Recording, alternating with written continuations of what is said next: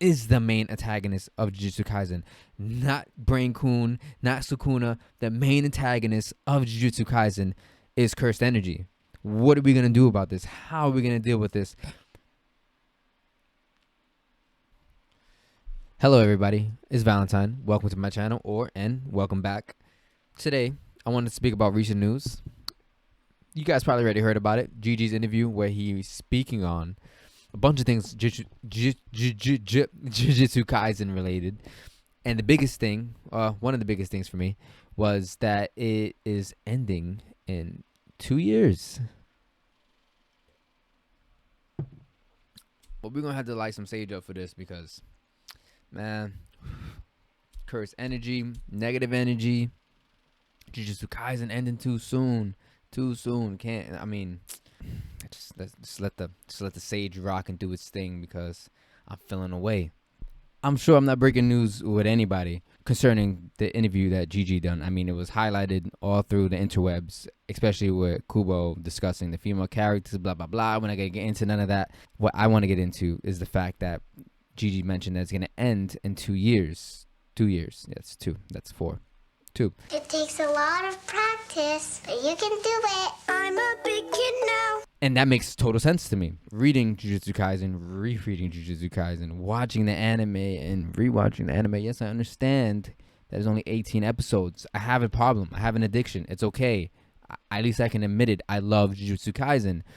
But in loving it and kind of breaking it down, dissecting it for said videos that I do, I can see how it is going to end in 2 years. And no, I didn't break a code or crack anything. I'm not the smartest person in the world, even though sometimes I like to think so.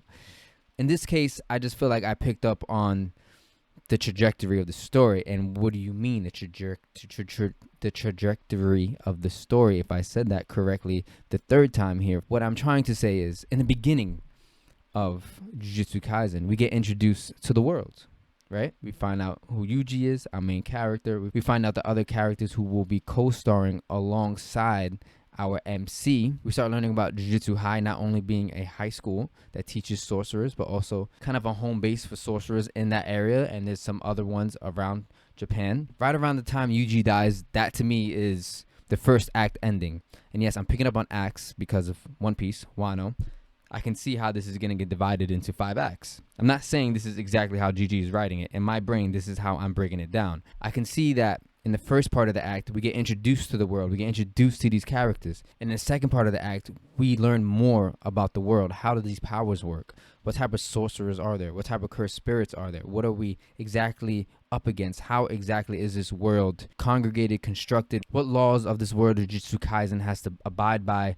Who are these characters? How strong can these characters get? Hence Gojo. How bad can these characters get? We get examples of Jogo, and then we get small glimpses into the hurdles that our main character is going to have to traverse and jump over later on into the story. And then we get examples of Mahito. And Nanami is a key point into all of this, connecting every act or every intersection of Jujutsu Kaisen. Nanami has been a focal point, as Kubo mentioned as well. But for the most part, the second act teaches you about the world of Jujutsu Kaisen and about the characters we are dealing with. Everyone's different personalities, powers, how these powers work. For the most part, we start getting an understanding of the construction. And the third act, the third part of Jujutsu Kaisen for me is really where we start to see the world changing, everything moving, the gears starting to shift. And now that we got introduced to the world of Jujutsu Kaisen, we understand the world of Jujutsu Kaisen, but for the most part, that was just steady waters. Now the ripples are happening. Currents have changed. We got introduced to exactly the antagonist's plan. And as our protagonists deal with these issues, vicariously, they're going to deal with the underlying issues that are going to close out the rest of Jujutsu Kaisen, the world of Jujutsu Kaisen. What am I speaking about? I'm speaking about the underlying issues of cursed energy. Brain-kun is not the main antagonist in the story, where him being defeated is going to end and conclude the story. Now, say that again, reiterate that, and insert Sukuna's name instead of Brain-kun's name, and it's still the same result. The main antagonist of this story of Jujutsu Kaisen is cursed energy itself. This needs to be solved to end the story. Before we get further into this video, everybody, if you like what you've seen so far, go ahead and hit the subscribe button, maybe even the like button if you're feeling generous, or the dislike button if you don't like what you've seen so far. You can hit the dislike button, get out of here. hit the road, Jack. Never come back no more, no more. You know the song. Come on. You know, bell notification if you like what you see and you want to see more of it, get rung up and exactly notified when it comes out, when it drops. You know what I'm saying? I appreciate it all. And let's continue on with the video. Cursed energy is just so volatile, where we have sorcerers who are the only ones that can control and maintain their cursed energy, and they have to use that to fight cursed spirits who are only brought into this world through regular humans who can't control the cursed energy. So it's a vicious cycle that is in the background of this whole world. The special grade sorcerer Yuki, we see her speaking about how she wants to change the world of cursed energy and get rid of cursed energy in totality. Just get rid of it. How is that going to happen? No idea. Geto, pre-Brainkun, he was drove to a point where he started looking at every other human that can't control their cursed energy as a monkey, almost like they're a lower species. And that's not because he was raised that way.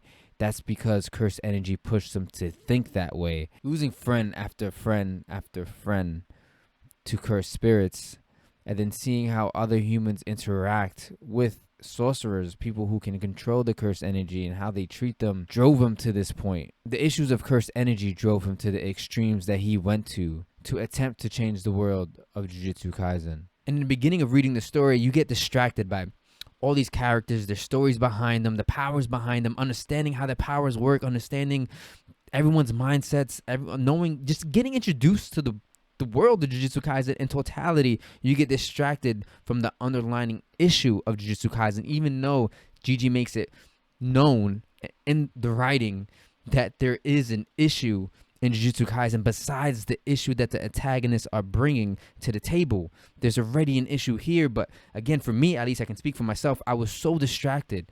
And like in the back of my head, like something was telling me to pay attention to this, but Gojo was pulling me one way.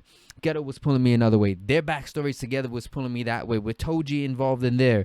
You know, everything with Megumi and his powers, and what does Sukuna want to do with him, and what exactly is going to happen with Sukuna and Yuji. How is Yuji going to be saved? Is Yuji going to die at the end of this story? Is he going to be able to be saved, or is the blood on his hands from Sukuna enough to make him actually die at the end of the story? Where are we going? There's so much in Jujutsu Kaisen that pulls you in so many different directions that even on the first read or second reread, you may get distracted from it and not understand that there's an underlying issue here. I don't see Jujutsu Kaisen ending where our protagonists deal with what Brainkun has done around Japan. Jujutsu Kaisen starts to wrap up, basically leaving the world exactly where we started. And these next parts of Jujutsu Kaisen that we get, these next acts of Jujutsu Kaisen we get, I can totally see the underlying issues of Jujutsu Kaisen that has been there before the story that is being told to us has been told to us, that these issues are going to be solved. The sorcerer world needs to be changed. Something needs to be done about cursed energy. So when Gege sits back and says this is going to end in 2 years, and then I look at how the story has progressed so far, I sit back and say,